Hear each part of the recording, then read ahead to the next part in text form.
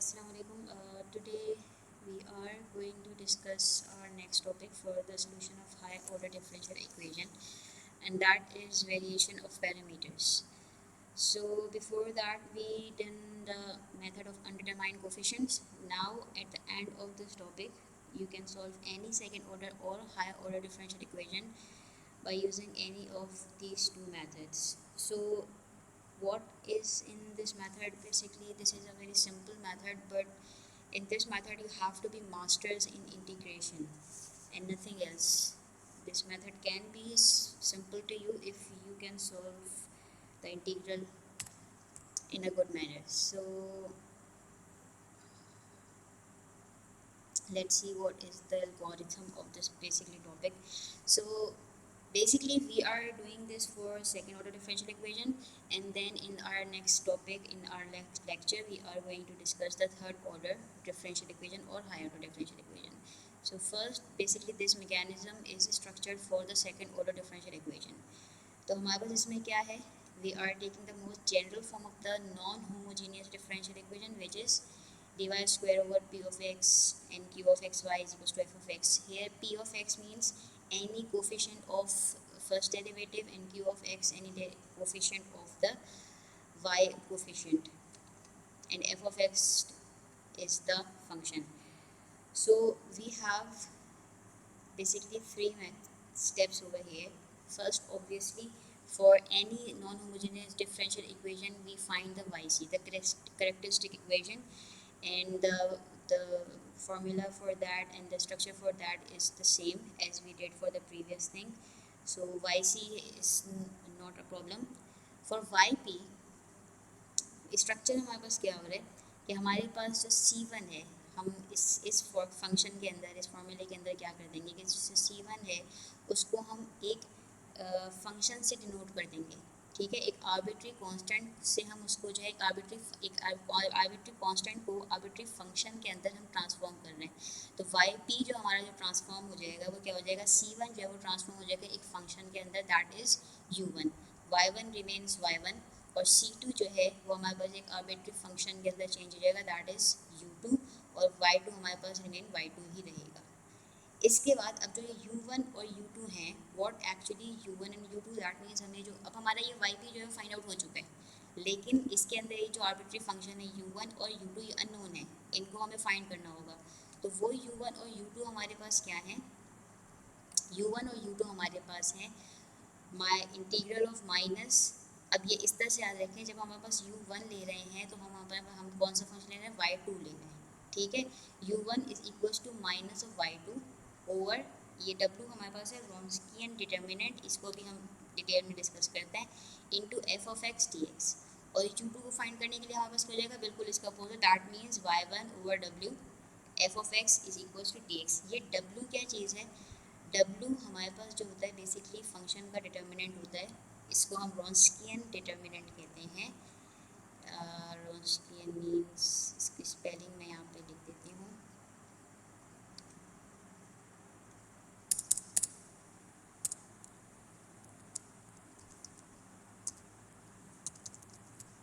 ठीक है, ये रॉन्स्कियन फंक्शन होता है. यस,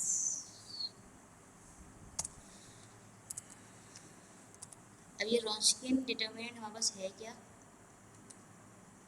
हमारे पास जितने भी फंक्शन इन्वॉल्व हैं इस इक्वेशन के अंदर, फिलहाल हमारे पास क्योंकि Y1 और Y2 ही थे तो हमारे पास वो फंक्शन आ जाएंगे. दैट मीन्स हमारे पास फर्स्ट रो जो है उन Y1 Y2 जितने भी कोफिशिएंट इन्वॉल्व हैं वो हमारे पास उसकी आ जाएगी. अब क्योंकि हमारे पास ये सेकंड ऑर्डर थी तो दैट मीन्स हमारे पास Y1 और Y2 ही इन्वॉल्व था. थर्ड ऑर्डर होती तो हमारे पास यहाँ पे Y3 आ जाता. अब अगर हमारे पास ये Y1 Y2 है तो दैट मीन्स हमारे पास क्या आ जाएगा, Y1 हमारे पास 2/2 का ही हमारे पास मैट्रिक्स बनेगा, डिटर्मिनेंट फॉर्म होगा.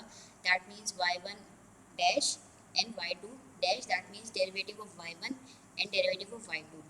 अगर हमारे पास ये थर्ड ऑर्डर होती तो हमारे पास ये क्या होता, Y1 Y2 Y3. यहाँ पे हमारे पास क्या जाता है Y1 dash Y2 dash Y3 dash, लेकिन क्योंकि डिटर्मिनेंट है तो इसका ऑर्डर जो है वो स्क्वायर मैट्रिक्स ही होना चाहिए. तो दैट मीन्स फिर हमारे पास थर्ड रो में Y1 double dash Y2 double dash और Y3 डबल डैश आ जाता. अच्छा, उस चीज़ को हम डिस्कस करेंगे अपने नेक्स्ट लेक्चर में इंशाल्लाह ताला. तो हमारे पास डिटर्मिनेंट हमें पता है कि हमारे पास किस तरह से फाइंड होता है, Y1 into Y2 dash minus of y1 dash into y2, that means हमारे पास जो क्रॉस वेरिएबल्स होंगे वो मल्टीप्लाई हो जाएंगे और इन बिटवीन हमारे पास साइन आ जाएगा नेगेटिव का।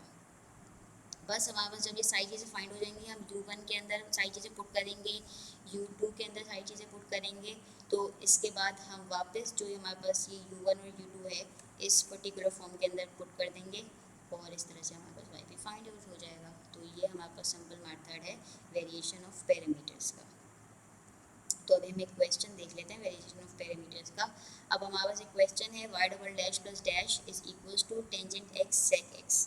तो हमें पता है कि इसके अंदर जो फंक्शन है that is tan x sin x sec x, तो उसको भी तो अभी हम कर देते हैं साइड पे, क्योंकि हमारे फर्स्ट स्टेप क्या होता है वाई सी फाइंड करने का, और वाई सी फाइंड करने के लिए हम क्या अज्यूम करते हैं, दैट मीन्स हमारे पास जो डिफरेंशियल इक्वेशन है that should be equals to zero.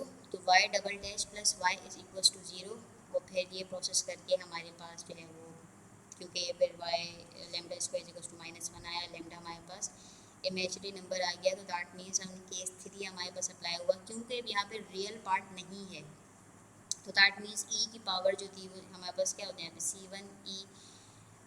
C1 यहाँ पे हमारे पास इमेजनरी पार्ट आते हैं 1 से, और हमारे पास C2 और cos x आ गया। सिर्फ इसके अंदर हमारे पास रियल पार्ट है, इमेजनरी पार्ट है, रियल पार्ट नहीं है।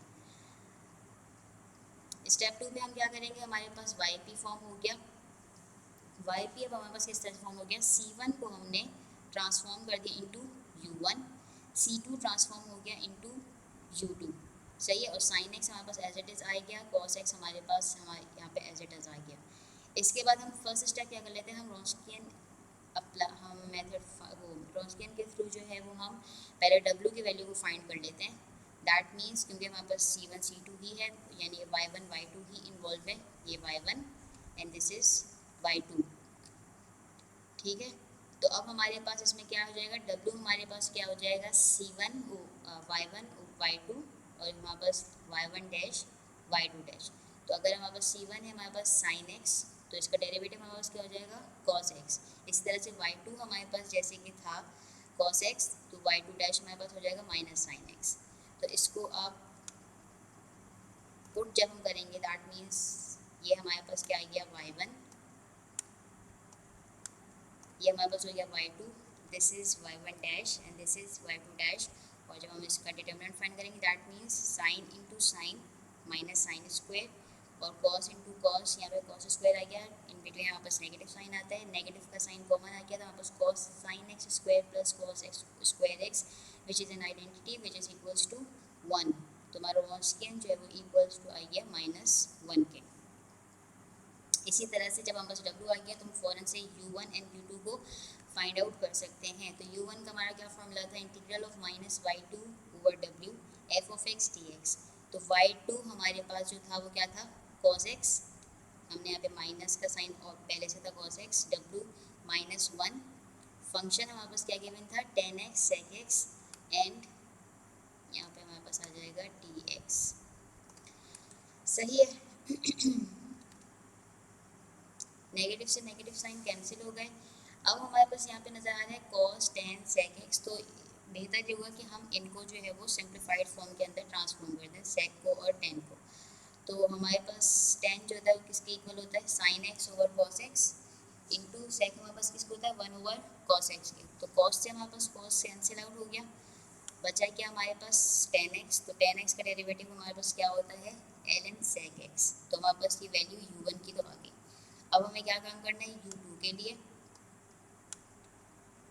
तो U2 हमारे पास क्या है y1 over W f of x dx। y1 की जगह पे हमने sin x पुट किया, W की जगह पे हमने -1 पुट किया, f of x tan x sec x dx। इसको भी हम बिल्कुल वही काम करेंगे, पहले सिंप्लीफाई कर लेंगे tan x को sin ओवर cos में और sec को 1 ओवर cos में। तो हमारे पास यहाँ क्या हो गया sin square x cos square x dx, जो कि इक्वल्स टू हो जाएगा tan स्क्वायर x के। इन tan स्क्वायर x का डायरेक्टली तो इंटीग्रेट नहीं कर सकते, इसलिए हम इसको आइडेंटिटी के अंदर चेंज करेंगे which is sec square x -1 of dx। और इस तरह से हमारे पास इसका sec स्क्वायर x का डेरिवेटिव हमारे पास होता है tan x। ये माइनस जो है ये बाहर साथ साथ जो है वो चल रहा है, ये वाला माइनस, ठीक है, ये वाला जो माइनस है -1 का जो साइन था वो हमारे पास साथ साथ बाहर चल रहा है। तो सेक स्क्वायर एक्स का हमारे पास आ जाएगा 10x, और 1 का जो हमारे पास इंटीग्रल होता है दैट इज़ x।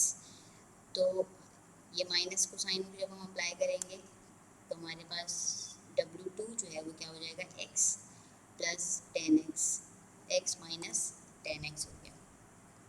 तो हमारे पास u1 और u2 दोनों आ गए हैं। तो yp हमारे पास क्या हो जाएगा u1 sin x plus u2 cos x।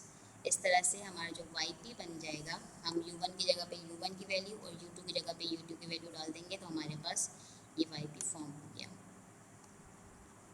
अगर हम चाहें तो हम इसको 10 को और जो है वो ओपन करके हमारे पास जब कैंसिल आउट हो जाएगा ऑब्वियसली cos और cos हमारे पास यहाँ पे सिर्फ sin x बचेगा। So this is our answer of YP. So basically this is the method of variation of parameter. So जब हमारी नेक्स्ट क्लास होगी तो उसके अंदर हम इंशाल्लाह ताला थर्ड ऑर्डर का जो है वो क्वेश्चन को